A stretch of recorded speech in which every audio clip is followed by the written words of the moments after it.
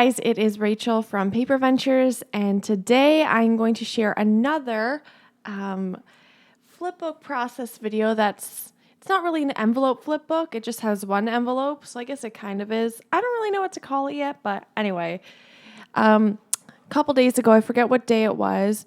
It's actually, well, the day that the video is posted is today, which is April 21st. But I had recorded it like a couple weeks in advance. That is when I first experimented with this type of flipbook. So basically, I just have a pre-made envelope. You can obviously make your own, but I had a pre-made envelope, and I took a paper 12 inches and then measured the side of the envelope, which was I think 5 1/4. So 12 by 5 1/4. Cut that down and scored it at 4 inches and 8 inches and folded it. And then attached it to the back. Now, the flaps that attach to the back, you can either use the full 4 inches or you can cut it, which I did just to save myself some paper because I don't have a whole lot of the paper. So I wanted to save some of it. So that's what I'm doing. And it kind of flaps out and is kind of, I don't know, just something different. I kind of liked it. And adhered it to the envelope. There we go. In a second. I don't know if I mentioned this already, but I am using the Crepe Paper Oasis collection, which is a super fun collection. I live in Canada, so it doesn't totally coordinate with Canadian things, but that doesn't really matter. I can still use it for pen pals and summer things and vacations and all that stuff. So this is just an American Crafts puffy phrase sticker thing that I am attaching for the front. And it's gold and sparkly and shiny and so fun. And then I'm going to use a chipboard camera to put on top of that. The first page that left page is going to be sideways, but the rest after that won't be. I don't know. It's the only way the word hello fit. So I think that's cute. And I'm going to use some enamel dots to finish it off. The last time I did this video, was inspired by Adele's, who's also Inky Quill, her grab 5 method. So she takes 5 different things from her stash and she has to use them. It's either things you want to get rid of or things you just really wanted to use or things you don't know how to use. So this kind of forces you to use them. But this time I'm just using the Oasis collection. But anyway, that was really fun to do and I really enjoyed that.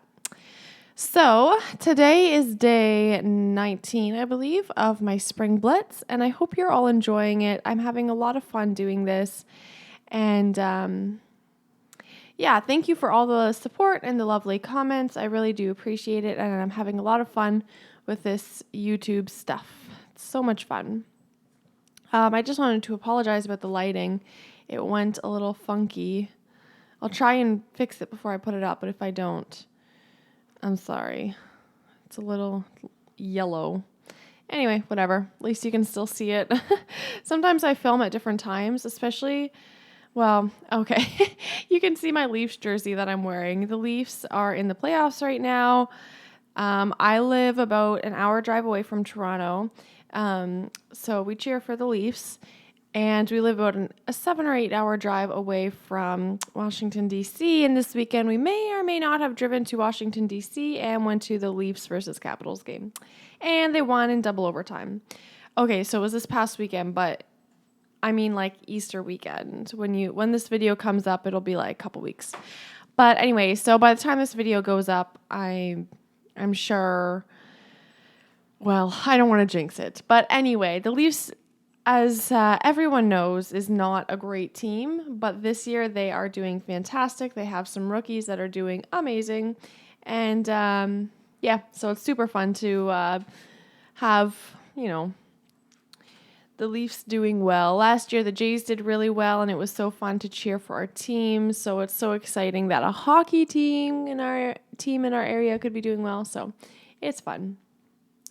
Anyway, so where was I going with that? Oh, yes, because I was talking about the lighting because I was I was started filming in like the late afternoon, and then the Leafs game came on, and I kind of just did it between crafted between periods. So the lighting was changing and hours were going by and whatever. So anyway, that's why I was wearing the jersey, if you're wondering. Yeah. I made a little envelope using my We Are Memory Keeper sponge board, like usual. That unicorn is actually from Maggie Holmes' Gather collection, but I just had it hanging around on my desk, so I was like, "Yep, using this.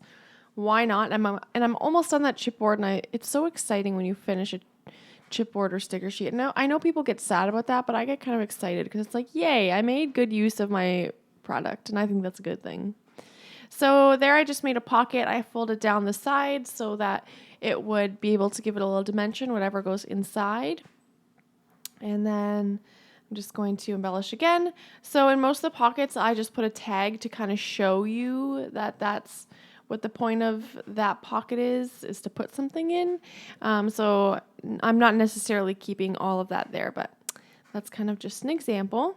So these are tags that I made in a previous video. I can't remember if it was in the spring Blitz. Let me see. Because I think I did a tag video. Oh no, I did a Chasing Dreams tag video on the 20th, on day 9. But probably about a month or two ago now, I did make a process video of making these tags. So you can just go to my channel, check that out. It should be there.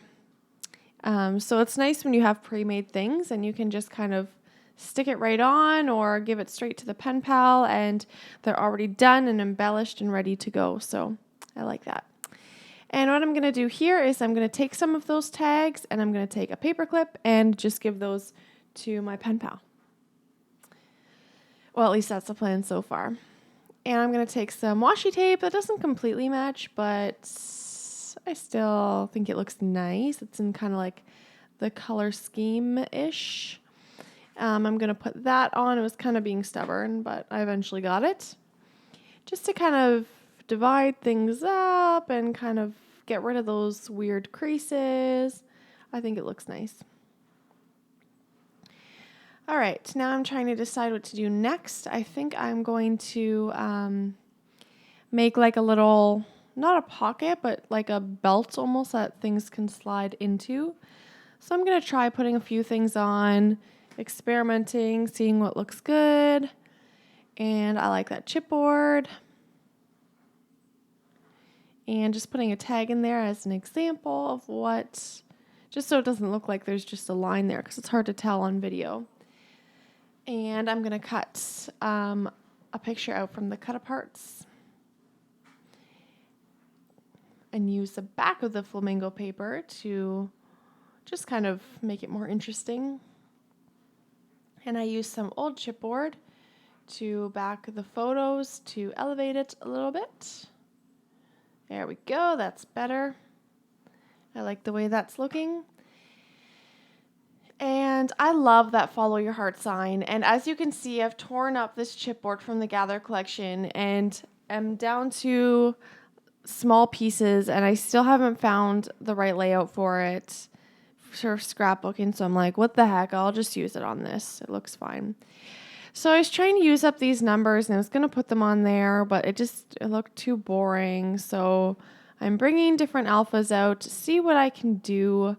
When you get to the point where you've used like half your alphas, but the other half you can't really make words with, that's kind of how I felt. So I hate when that happens.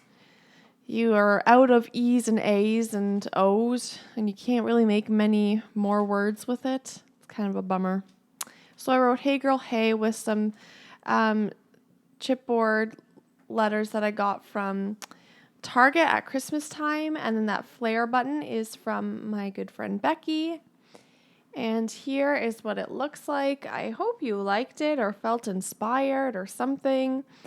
I had a lot of fun making this, and I want to make a lot more flip books in this style because I think it's really fun and interactive. So I hope you enjoyed the video, and stay tuned for many more days of videos, and I hope you have a great week. Bye.